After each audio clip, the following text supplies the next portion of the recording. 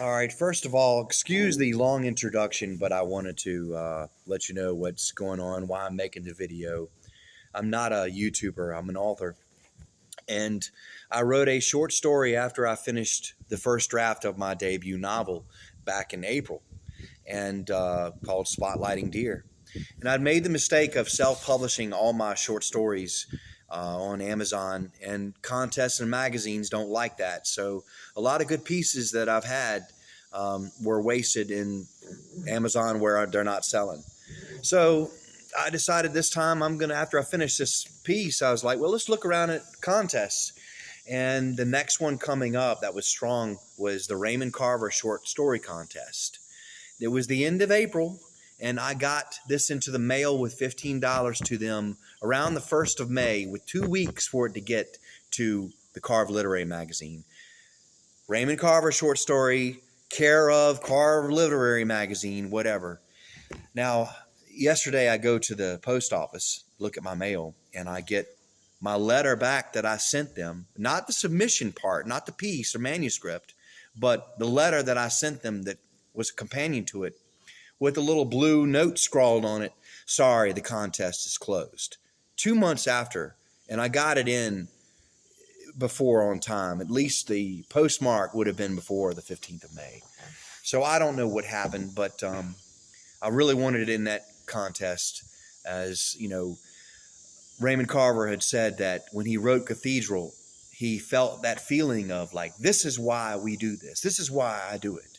And I had the same feeling when I wrote this piece here, just like this. Yes, yes. And but it's not in the contest. I'll find a place for it, but just for me to get in a better mood, I want to read it. Maybe my fans, a few fans and subscribers can check it out. And maybe I have a couple of bookworms checking out some of my work now. So this is for you to enjoy. Spotlighting Deer. My house was at the furthest end of the bus run. It was around 4:30 when the county school bus pulled up at my drive. I got out and started walking the quarter-mile driveway to the half-acre patch of trees that hid our house. Roscoe was at the tree line waiting for me. He began to hop up and down in the shade as I neared. For another 50 yards, the German Shepherd jumped on me repeatedly, all the way up to my home.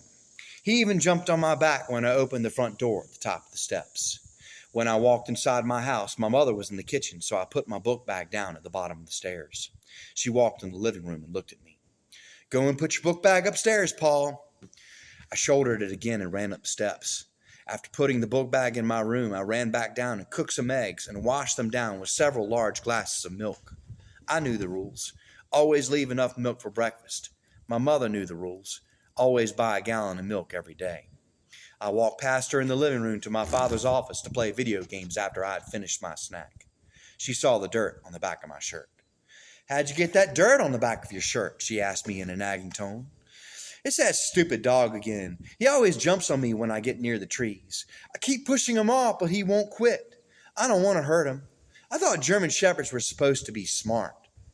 They are some of the smartest dogs in the world. I almost had my father's office door closed to play video games when she called out, You have to do your homework first.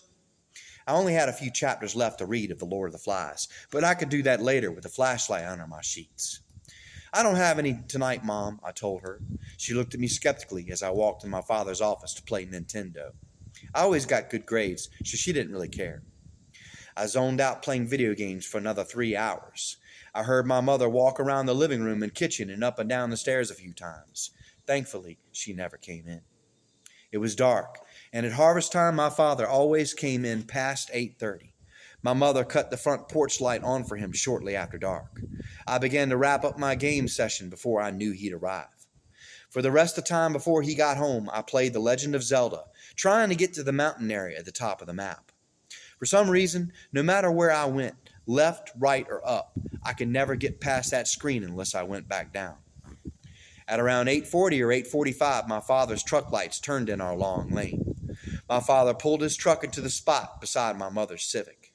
I stood up and turned the video game off and looked out the window. My father looked inside at me, dog jumping on him as he made his way to the back door. He shook his head and gritted his teeth as he repeatedly tried to fend off our dog. He leaned down the next time the dog lunged at him and pushed Roscoe off him hard, hand at the dog's neck, so hard that Roscoe squelched a little in his throat. The dog flew backwards, flipped in the air, and fell on his side. I quickly made my way to the top of the steps and into the bedroom. My father breathed out a violent sigh as he walked in our back door. I'd long known how to tell what kind of mood he was in every evening by how he exasperated when he came in our house. At harvest times, his mood were the worst. Come a few months from now, things would get better when he had less work to do. This winter, he was going to teach me how to hunt deer. He normally was in an all right mood in the winter, until tax time, that is. I sat on the bed in my bedroom and opened the required reading for my English class. All I had to do this evening was read the last few chapters. The book, The Lord of the Flies, annoyed me in parts at the beginning, but now it was getting good. Piggy only had one lens left in his glasses, and Jack always needed them to start a fire with the sun. Things in the book were getting intense, and I was glad. "Paul," my father called from the bottom of the steps. I closed the book and put it at my feet for later. I kind of liked it for a novel a teacher made me read, and I was extra glad it wasn't long. I walked out of the door and into my room and leaned over the railing, looking down at the steps beneath me to not have to look into my father's eyes. He didn't speak, so I glanced up before he yelled at me to look into his eyes.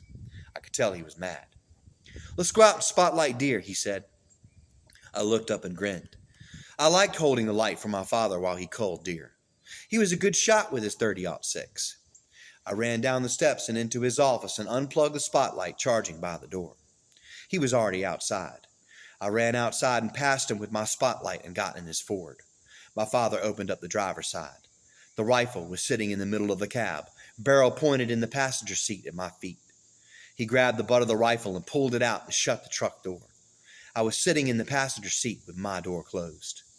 My father leaned into the window glass on the driver's side and yelled at me. "We're spotlighting deer here tonight." As I stepped outside his F-250 diesel, Roscoe ran up at us from out of the darkness and jumped on me and my father a few times. My father held the butt of the rifle in front of him and jabbed the German Shepherd away.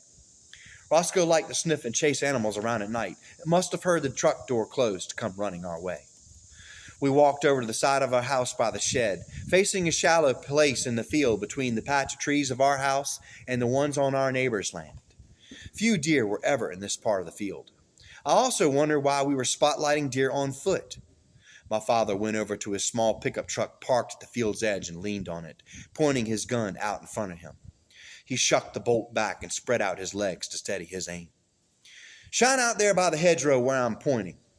I did as he asked. I flipped the switch on the spotlight and shone it in the field. Roscoe lit out into the peanut field in front of us and pranced around. I shined all the way to the right by the shed and all the way to the left to the road and beyond, but there were no deer. I lowered my light and pointed it at my feet and looked over at my father, ready to cut it off. "No, wait," he said. "Shine it out there again." I shined it out again into the field like he told me to, scanning all the way to the left and all the way to the right one more time, but there still wasn't any deer. Roscoe did some figure eights and donuts in front of us, having fun running in and out of the light. "Hold it right there at the tree directly in front of you." I did as he asked again. This time, when Roscoe entered the light frame, pow! Our German Shepherd keeled over and laid in the field, shot. I didn't say a thing. I looked at my father, unsure as what to do with the light. He began to walk out to our dog in the field in silence. I didn't say a thing, but my instincts told me that he was walking out to check on the dog and needed my light to help him see. I shined it about 30 yards in front of us so the bright spotlight hitting at the ground beneath us didn't make us go blind. When we walked up to Roscoe, he was dead and still. I shined my light as good as I could at the situation without blinding my father too bad. A large blood spot pooled underneath our dead dog. My father dragged Roscoe out of the field and into the hedgerow. A 10-yard blood path flowed from the animal and onto the field as my father dragged the dog behind him. I was thankful my father didn't flip Roscoe over, because I had seen many exit wounds from a .30-06. I kept the light shining on the pool of blood. When my father came out of the hedgerow, he walked around the blood trail to keep from getting any on his work boots. "Turn off that light, son." I lowered the light, still shining by my side. I looked at him for a second. When his head turned towards me, I flicked the thumb switch down to turn the light off. We were back at the edge of the woods by the house when my vision finally returned. My father put his gun away and stood outside his truck with his head down and hands spread in his face, peeking at me every now and then through his fingers. I stood beside him, body facing the house so I wouldn't stare. "What have I done? I killed your mother's dog! I killed your mother's dog!" I turned my head to glance at him and then quickly back at the house. "Beth's gonna kill me! I accidentally shot Roscoe!" I began to whimper and slowly made his way to the back door of our home. He began to whimper. By the time he was at the steps, he was in tears. He walked inside. I followed him. He turned left into the kitchen, crying.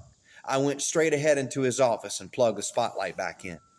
I heard him whimpering through the other side of the living room door. "Beth, Paul and I were out spotlighting deer, and I accidentally shot the dog." I stared at the area rug beneath my feet. I could hear through the door my father wailing audible cries with real tears. I paced from side to side in my father's office. Supper was ready and waiting in the kitchen, but I had already eaten eggs. I opened the door to make my way up to my room. My father was sobbing, shaking his head back and forth into my mother's breasts, her t-shirt soaking his tears. She cradled both of her hands on the back of his head as he cried into her chest like a baby. "Shh, shh, honey. It was an accident. I know. I forgive you." I gingerly made up my way up the steps to go to my room, a little hungry, but I would eat eggs in the morning again. As I neared the spot where if I went up anymore I couldn't see down, I stopped to take in the scene. My mother rocked my father's head into her as she shushed him, father sputtering into her chest.